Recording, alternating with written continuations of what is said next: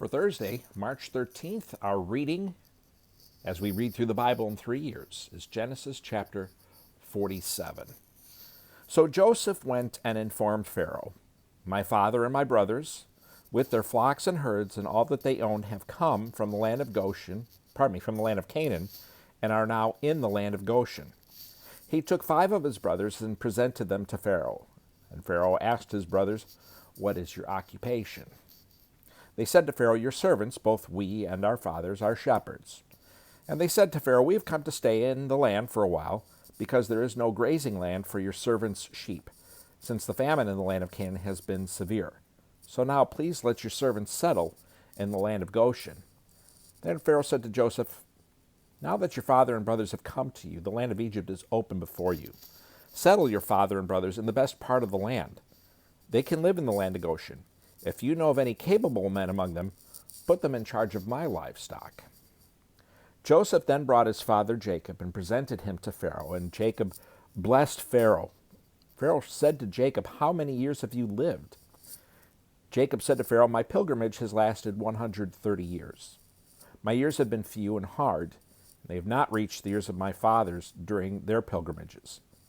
So Jacob blessed Pharaoh and departed from Pharaoh's presence. Then Joseph settled his father and brothers in the land of Egypt and gave them property in the best part of the land of Ramesses, as Pharaoh had commanded. And Joseph provided his father, his brothers, and all his father's family with food for their dependents.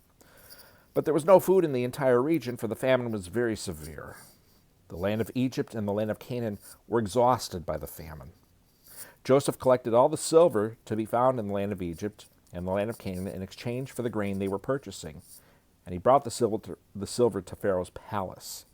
When the silver from the land of Egypt and the land of Canaan was gone, all the Egyptians came to Joseph and said, "Give us food. Why should we die here in front of you? The silver is gone."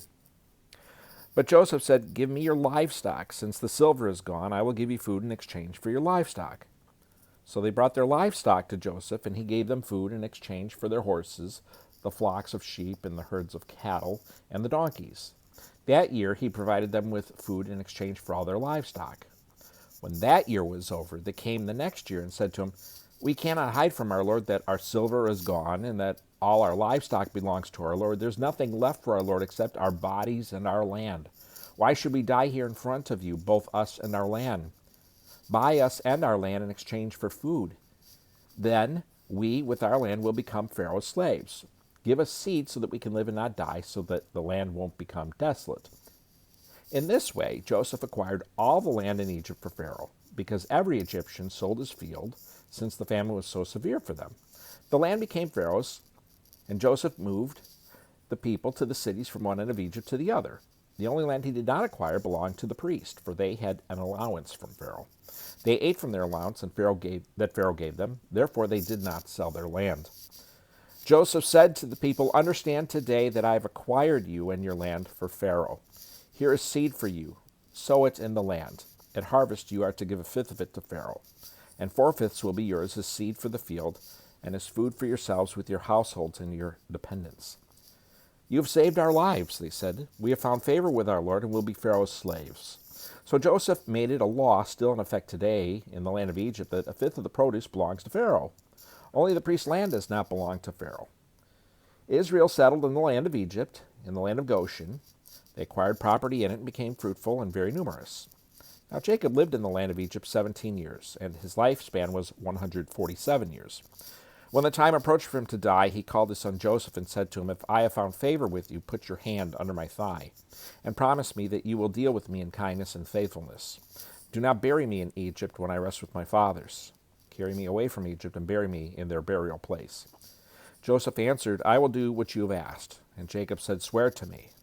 So Joseph swore to him. Then Israel bowed in thanks at the head of his bed. Genesis chapter 47.